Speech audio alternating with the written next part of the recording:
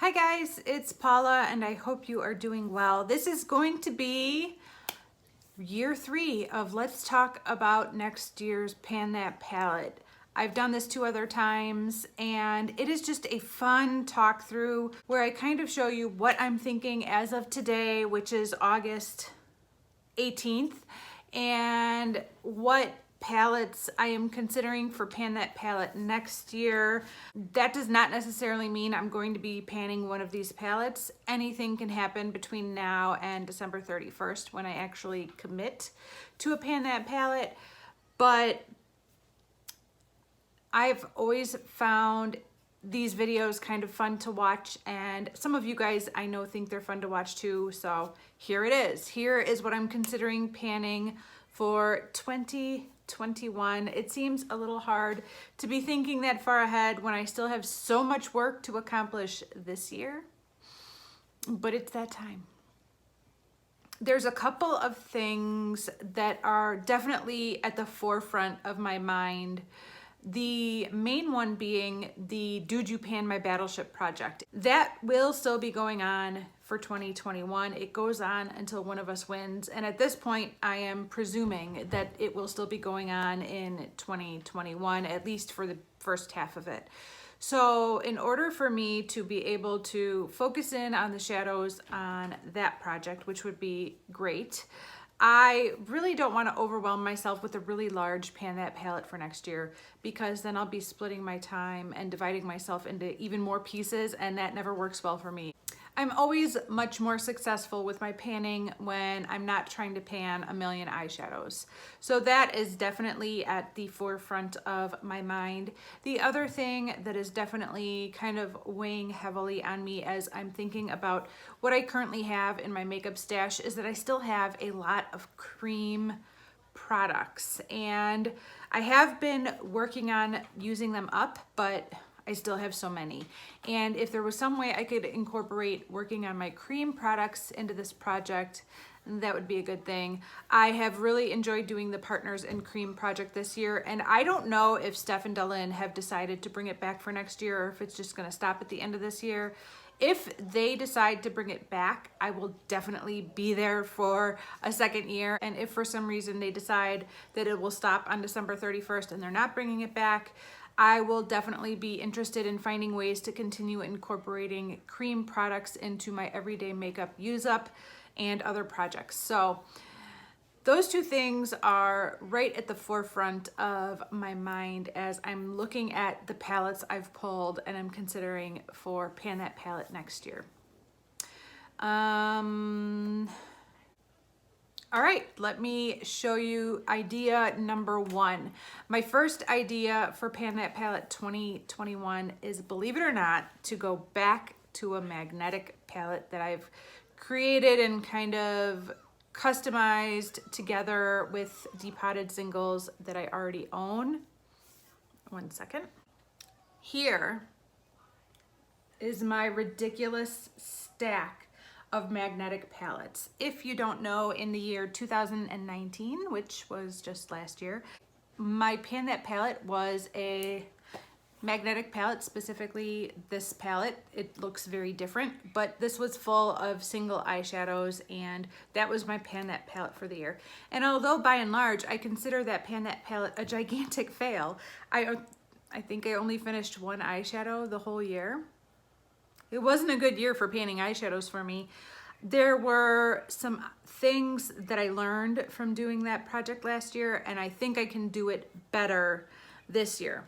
Let me move this stack out of the way so I don't knock it over. First of all, if I was to do a magnetic palette again next year, I would not also be doing the Experiment, which kind of killed my Pan That palette. It had a lot to do with my struggles with finishing eyeshadows, and that's because I had a lot of brand new eyeshadows in this palette. If I was to do this again next year, at least half of this palette would be full of face powders. So there would be a setting powder, a highlighter, a blush, and a bronzer, and that would take up about half of this palette. And the other half would be eyeshadows which were on their last legs, some that were almost gone, and maybe a couple of newer eyeshadows. but it would be a much more well-loved and well-used palette to start with. Whereas the magnetic palette that I started with last year was pretty much brand new. All the shades were very full. There was, I think, only one shadow head pan at the start of the year, and there was over 30 single eyeshadows in this palette, which was way too much for me to take on, but I did. So part of me would really like a second chance of doing a magnetic palette, but this time it would be a combination of face powders and eyeshadows, and yeah, it would be heaven. I would really like to do that. So that is idea number one. As you can see from my gigantic stack, I have lots to choose from still, and I really, really love the idea of clearing out some of these old depotted singles. I've said this before, but some of those depotted singles are some of the oldest makeup I own, because basically I depotted everything I owned and then I stopped using it. And once I depotted it and put it away in these magnetic palettes, I put those palettes to the side and ignored them and kept buying more makeup. So a lot of the makeup that I currently have that's in a palette is newer than the stuff that's in here.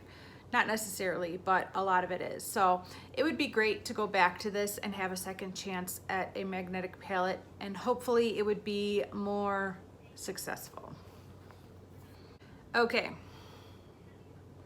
Scenario number 2 for Pan That Palette 2020 is to go with a face palette. I do have several face palettes and I really like face palettes, but there's a part of me that doesn't want to do a Pan That palette without at least a few eyeshadows. So I have pulled some face palettes that I would consider for Pan That Palette 2020. I have panned a face palette for Pan That Palette. My first Pan That palette back in 2017 was just a face palette. It was the Too Faced Natural Face Palette. So I'm not against panning a face palette, but the pros would be that if I was just panning a face palette, it would leave the door wide open for me to zero in on the eyeshadows that are in my Juju pan, my Battleship project pan, and I could just focus in on those eyeshadows from day to day, and I could use the face palette every day without a conflict of interest. I probably will still be doing pan in every palette, so that will still be going on, but you get the point. If I was just panning a face palette, it would stop from me dividing myself up into a million little pieces, which I tend to do. Even though I say I'm not going to do, I still end up doing it every time. So let me show you some face palettes that I've pulled out and am considering for Pan That palette next year. All of these face palettes do have cream products in them as well, so that checks off 2 boxes on my Pan That palette for 2021. So limited eyeshadows, cream products. Here's 3 examples right here. The first one is all cream, and that is the How About Them Apples from the Balm. It is a lip and cheek palette. Yeah. It is a completely cream palette of lip and cheek colors. Here it is right here. I need to move this out. I need to use it up and move it out. It's getting old, and I think that's fair to say about all my makeup. It's all getting old, but I'm particularly aware of the cream products, and this is all cream products, so this would be a good candidate for Pan That palette for next year. Maybe a boring candidate, but a good candidate. One major problem I see in this palette is that although I could use this one as a bronzer, the other 5 shades in this palette would all be blush and lip products, and I can only put so many on my face in a day. I can't really put any more on than like 1 shade or maybe 2 shades a day. Whereas if I was panning a palette of eyeshadows, I could be multitasking them. I could be using one in my brows and one on my eyes and one on my cheeks and one on my lips. So this is a little bit more restrictive as far as how much multitasking I could do with this, or how many of these I could put on in a given day. So it might slow down my progress, but like I said, I need to find a way to use this up because it's getting old. The next one is a combination of cream and powder products, and this is the Sephora The Beauty of Giving Back face palette. Here it is right here. And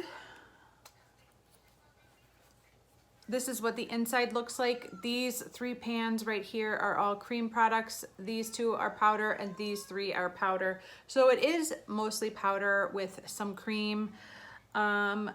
I do see myself being able to use these on my eyes as well as my cheeks and my lips. I do think this has a little bit more versatility than the last palette that I just showed you, because I could definitely use this as an eyeshadow and this is a face highlight. You know, I think it has options, but it is still a face palette at the end of the day. And then the third option I pulled for face palettes with a combination with at least some cream products is the Tartist Pro Glow palette from Tarte.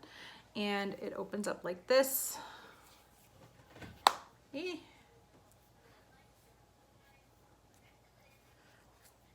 This is a highlight and bronzer. I'm trying to get these mirrors back here. This is a highlight and bronzer palette. This is the only cream product. All the rest are powder products.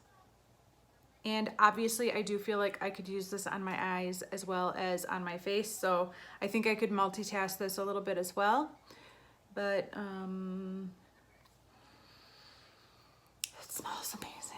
This palette smells amazing. This is brand new. I've never used it even once. The other 2 palettes I've used a little but don't have a ton of use on, but this is brand new. Okay, let's move on to scenario number 3 for Pan That palette. Scenario number 3 hits every box. It has eyeshadows, it has blush, and it has cream products. And those are like my category of combo palettes. And I have pulled 4 of them and they all have some cream products in them. So let's take it from the top of the pile. The first one is the Balm's Balm Jovi palette. This has shadows up top with a blush and a highlighter, and then cream, cheek, and lip products down below. I have used this, but not much. It looks pretty new. I have seen several other project panners use this as their Pan That palette over the years, and it's just pretty neutral. There's not a lot to it, but these 2 cream products are a big reason as to why I am seriously considering this as Pan That palette. If these 2 weren't here, I probably wouldn't worry about this at all. But because I have these 2 cream products, I am kind of worried about it, and you know, I'd like to use them if I can. This is Mary Luminizer, which is an awesome highlighter. This is, I think, Frat Boy, which is an awesome blush. And, you know, the Balm's products are well known as being quite good quality, so it would be nice to work on this, I'm sure. But this is one combo palette that I am considering. The next one is another palette from the Balm. This is the Balm Voyage palette, and it's a very similar setup. The colors are very different and the pans are much bigger, but these are all eyeshadows, and then here are cream lip and cheek products. Again, I have used it, but it's pretty brand new. Not a ton of use. I think there's so much product in these eyeshadows that I think my goal would just be to like hit as many pans as possible. I probably wouldn't be able to finish any, maybe one eyeshadow, if any. You know, it's probably not realistic for me to try to finish anything, but to hit as many pans and maybe finish these down here, and then I could feel better about that. And the last 2 combo palettes you have seen before in these videos. I think I've talked about these palettes in both the prior palettes I'm considering project panning for next year videos. I've never actually put them in a project. They're both brand new, old but brand new. And those are 2 of my Smashbox Masterclass palettes. This one came out in, I don't know. This one came out first and this one came out the year right after. I don't remember what years, but they're getting up there in age and they both have cream products in them. So let me take the older one first. I wish I could remember what year this was. I don't know. I want to say like 2016. So here is this one. It's pretty colorful. You have a whole row of lipsticks, a whole row of contour and cheek colors. These are called transformers that you could add on top of eyeshadows and cheek colors to change the color a little bit or add a different dimension. And then these are the eyeshadows. So here we go again. I would really like to finish this, and if I don't finish all of this or put this in a Pan That palette, I absolutely need to start working on these lipsticks in a project for next year because I don't want them to go bad. I'm ridiculous. I have too much makeup. And this is the one that came out the following year, and this is a much more neutral version. The layout is exactly the same, but all of the shades are just different tones of neutral, which I could definitely get behind for a Pan That palette. This top row is the eyeshadows, this is highlight and contour, this is blush, and this is lipsticks. Another reason why I think either one of these might be a good option for next year is that by the way things are going, it looks like I'll be working from home next year due to COVID-19. And it would be a lot easier for me to access these lip products if I was working from home. I just don't see myself throwing this in my purse and reapplying throughout the day if I was at an on-site location, at a school, working. It's a miracle if I even put lip gloss on after lunch, but to pull this out and reapply a lipstick with a lip pencil would probably never happen. But if I'm working from home, maybe I could actually use this and reapply after lunch with, you know, in the comfort of my bathroom in between meetings, and maybe I would be able to use these more consistently if I was working at home. So that's another thing I am thinking about as far as putting these two palettes in my Pan That palette for next year. Okay, there is one more option that I'm considering for next year. And again, this is a general option, but I've pulled some examples, and basically this last option is just a really small palette, like a 6-pan, 7-pan, 8-pan palette, and that's it. Like, keep it small, keep it simple. So I have pulled 4, actually all of these are 6 or 7-pan palettes. So let me show you the 4 I pulled that I'm seriously considering for Pan That palette for next year. The first one is the Viseart Theory 2 Minx palette. Look at that, it's so tiny. This is what it looks like right here. It is brand new. I've never used it even once. It's very neutral, it's very wearable. I don't see any reason why I couldn't reach for this every day in some way, shape, or form. The next option is this guy right here. I know I talked about this one last year. This is the ColourPop Pretty Much palette. It is a 6-pan pigment palette. These colors are so me, it's ridiculous. I have never used these eyeshadows even once. They are brand new to me, but I am fairly familiar with the ColourPop formula, and these colors are right up my alley. So again, I am considering this as my Pan That palette for next year. The next one is from Too Faced, and that is the Razzle Dazzle Berry eyeshadow palette. I have swatched this. Hazel has swatched this. Maybe I've put this on my eyes. Maybe I've put one of the eyeshadows on my eyes once. I don't think I've actually used this yet though. It's pretty much brand new. It looks like this. It is, again, my kind of palette, my kind of colors. I think I could easily pull this out every single day without really getting sick of it. I just obviously love these kind of colors, but there are 7 pans, and yeah. I also definitely question what the shelf life is on some of these shadows. They're very creamy. They have a very cool, neat consistency, but I also suspect that that awesome consistency does not have a very long shelf life. So I'd kind of like to use this while it's still in good quality. So this is one up for consideration. And the last palette that I'm considering for Pan That palette is a palette of shimmery topper shadows that I have heard excellent reviews on over the years, but again, it's a palette that I haven't used even once. that is my Jouer Skinny Dip palette. I received this in my Beautylish Lucky Bag one year, and holy cow, look at this. I would love to pan this palette. I would be sad to finish it off, but I would love to pan this palette, and it should be panned. It is beautiful. These shades look amazing. Should I swatch some of them? Let's swatch some of them. Oh my gosh. I would be so upset with myself if these went bad sitting in a drawer instead of getting used. Look at that silver.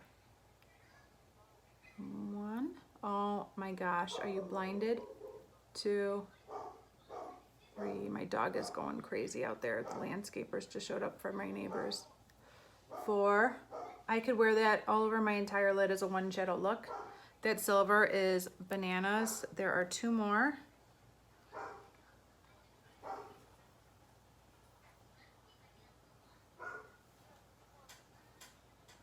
Okay, these are the 2 darkest. 5. That's gorgeous. And 6.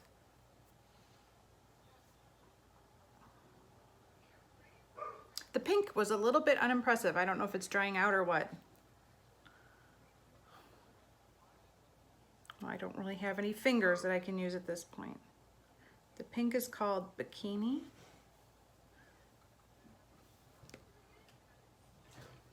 Okay. I just had to get in there a little bit deeper. That's much better. So, oh, bless you. I think that's a simple little 6-pan palette that would be tons of fun to pan.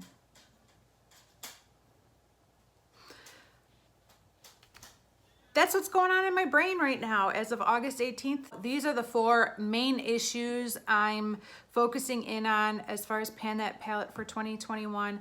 And these are the palettes that I think would meet my needs as far as what my biggest areas of concern are, which are not too many eyeshadows, a combination of eyeshadow and face products, and the cream products that I want to keep working on throughout my stash to get my numbers down as far as cream makeup that I own.